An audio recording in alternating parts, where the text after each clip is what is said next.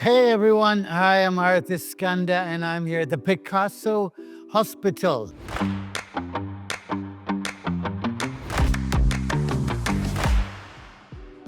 With me on Go With The Flow, because that's the name of the show, on my right, Datuk Robert, and also Doc. Is it Doc or Professor Farm? Should I call it Doc, Professor? Like big guy, big dude, big man, Doc Cukup, huh? Cukup. So Doc Farm and Robert, thank you so much. So yeah, so once again, did I get the pronunciation correct? Benign Prostatic Hyperplasia. Traditionally, it's called benign prostatic hyperplasia. Hyperplasia. Hyperplasia. Okay. But this is a diagnostic or this is a pathological term. Actually, a more layman or clinical term, we can call it benign prostatic enlargement. More easier to be understand, right? Okay, maybe easier to understand, but I still don't know what it is. Something is big. Something is big. Please tell me, what is big? The prostate is big. Okay. These three words, benign prostatic enlargement. Benign means this is not something cancerous. Okay, it won't kill, so it's benign. So prostate is an organ. It's an organ located in our pelvic. Between is at the bladder. Below the outlet of the bladder is the connection between the bladder and the urethra. So it's like the exit of the urine from the bladder. Okay, like the pintu keluar. So that organ situated there. So enlargement means this organ getting bigger and bigger, right? So there you go. You got it, the technical term. So correct me if I'm wrong. This is something that is dangerous, and am I right in saying it more affects men who are slightly older, perhaps in their late 40s or 50s? Is that a course of nature? Is that what not naturally happens? It's only men have a prostate. That's why only affect a man. And the enlargement is a natural process. Means it's not like if you get ill, some cell or some organs go wrong. No, it's like your hair. You grow hair every day. Your hair getting longer and longer. Same thing to prostate. Not everyone's hair. Not everyone's hair gets longer and longer. I just want to clarify that. Okay. Carry on. So prostate enlargement is the aging process. It happens in every man. It's getting bigger and bigger. And one, because when it's getting bigger, it blocks the outlet of the bladder. That's why then when that time the urine flow out will have problem. So most of the time when the prostate start getting bigger, and the man should feel, have some difficulty to pass urine, or the urine come out very slow, all these symptoms will start happen. And usually it start after 50. About 10 or 20% of the men after 50 will have these kind of symptoms. And when you're getting older, the chances to get all these symptoms is higher and worse. Okay, let me ask you. So the symptoms are urinating more and dribbling. So what? If it happens as a man, I go, so what? I'm just getting old. It's natural. Is there any negative impact? No, so what? Course. What happens? Let Datuk share his experience. Why not? Okay, so Dr. Robert, you had benign. I forgot already. Prostatic. BPH. Right. BPH. So in your case, your personal experience, what started happening? Yeah, I used to urine very frequently. I found out that Professor Dr. Pham is one of the top BPH practitioners in Malaysia. So I went to see him. But okay, let me just stop you there. So you start to urine frequently, but are you aware that this is not a good condition to have, or why did you suddenly decide to go and see a urologist? If you have a car, you have to maintain it, So similarly, your own body, if you notice some problems, it's not normal. So go to the doctor. And so basically your Porsche down there was not functioning or functioning too frequently. That's In fact, too frequently it was releasing black oil. So to speak lah. something like that. Like yellow oil. Yellow oil. Let me add out something. Datuk Robert come to see me in a very early stage. So some of the patients, they come quite late. Just like Harith, you say, so what? You know, I still can pass urine, so what? Yeah, it happened in a lot of men in Malaysia or Asian. As long as the urine can come out, they won't see doctor. Even some of the patients, the urine don't come out also, they don't see doctor. So let me just ask you, if a person is going through these symptoms in the late 40s or 50s, and they don't go and see a urologist like yourself, what could possibly happen? Okay, come. They usually start with slow urine flow. The urine usually in a young time, you can shoot up. Now you flow up, and you know you need to stand quite long in the toilet to just wait for the urine to come out. Or the urine is, we call intermittency, come out a bit, then stop. Then you squeeze a bit, come out a bit. So this is all the symptom of early BPH. And if you don't bother about that, the flow will getting worse and worse and worse. The time to pass out the urine getting longer and longer and longer. And come to one day, we just cannot pass urine. So this is fully considered blocked. prostate cancer? Is that No, what no. The enlargement big is we're getting bigger and bigger until it blocked the outlet, everything blocked. So the urine stay in the bladder and cannot come out. Means that pintu sudah tutup. The door is closed up.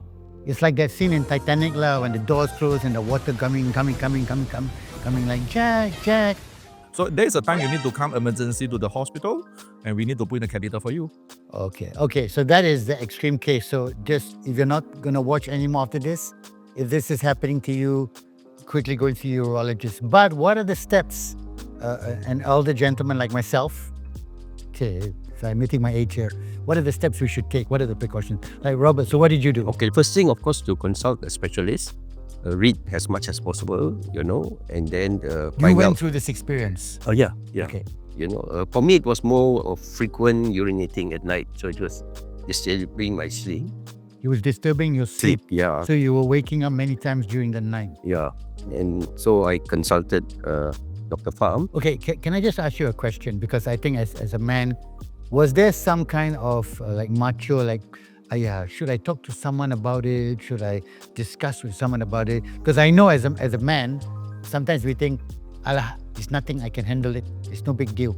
We're afraid to discuss it with someone. We're afraid to get information. We're afraid to meet someone about it. In your case, did that happen? Oh no, because you know we even shared in my chat group with my classmates, asking them, hey, any of you all have this problem? And after that, I shared my experience with them. Prostate is well known, BPH, but many people, you know, don't want to address the issue.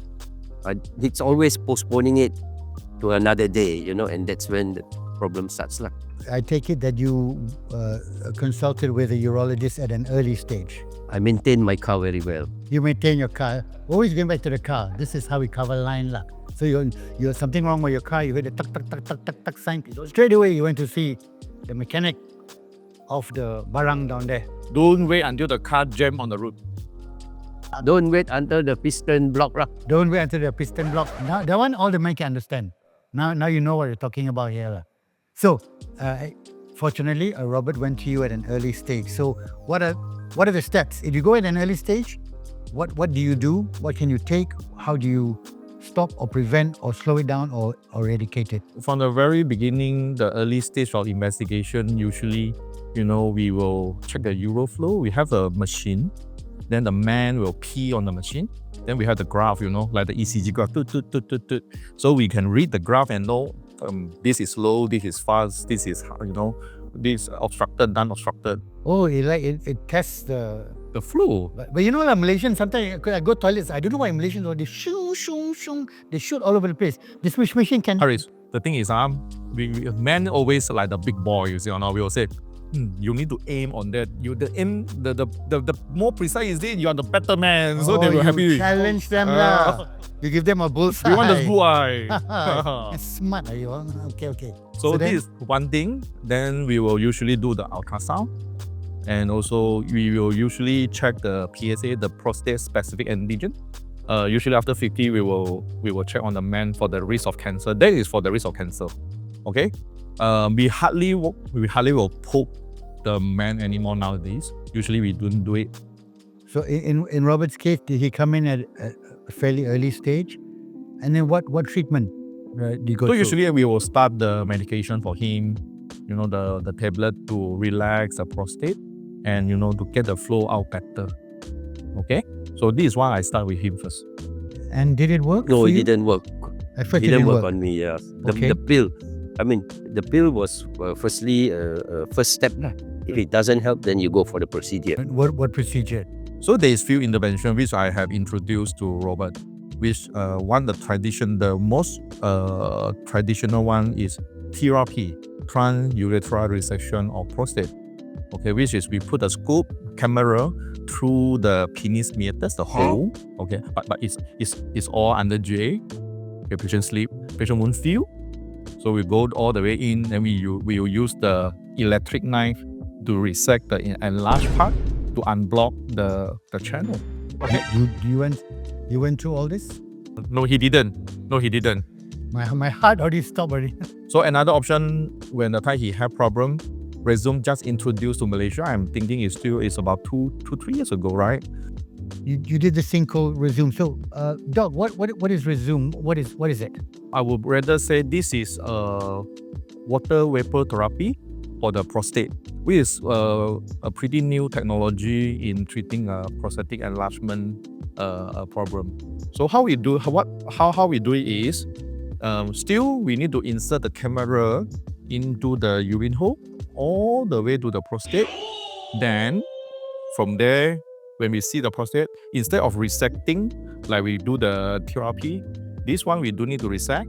We just put in the needle into the prostate and we will inject the water vapor into the prostate. Then the water vapor will do the job, will do all the work to slowly steam off the prostate tissue, and the tissue will flow out through the urine. What is the benefit? First, it's very fast. It just take about 5 minutes, 10 minutes. Oh, so you don't have to stay overnight in the hospital? No, it's and a all day that? procedure. Okay.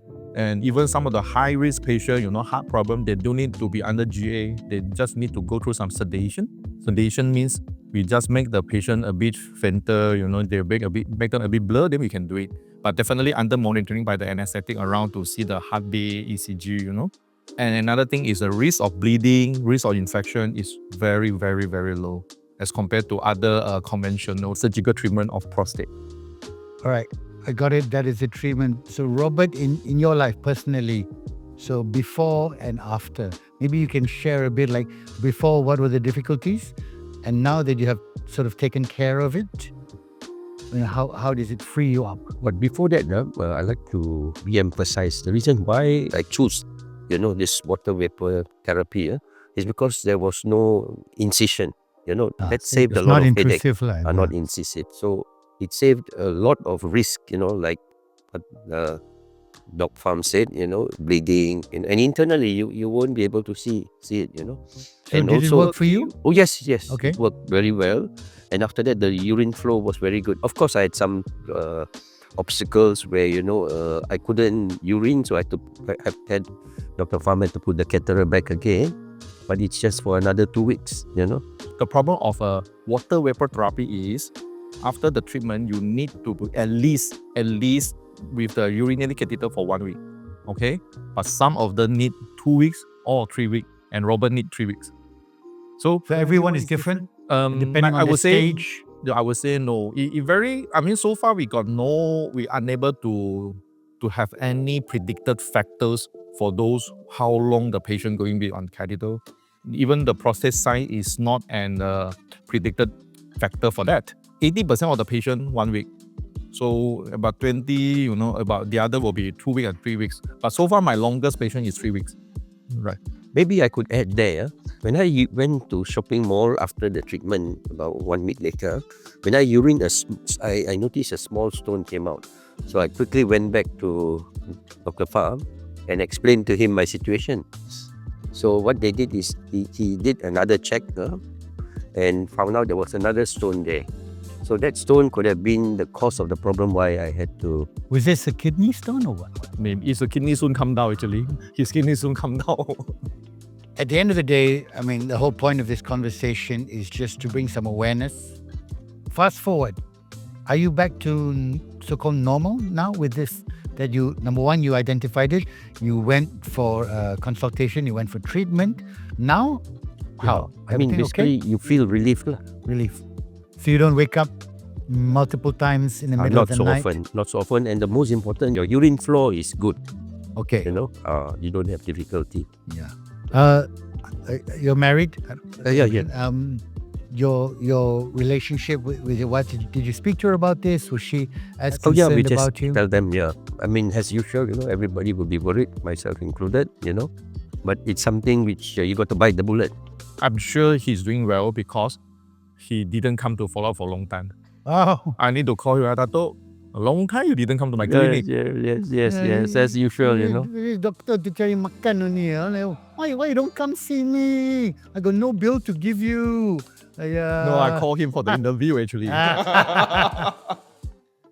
Okay, so at the end of the day, if there's one message I can take away, because I'm listening to this as New Year's as well, it's if you're a gentleman, if you're a man in your late 40s, 50s, and yes, and even myself, I go through those occasions when the urinating period takes longer, it begins to become more frequent.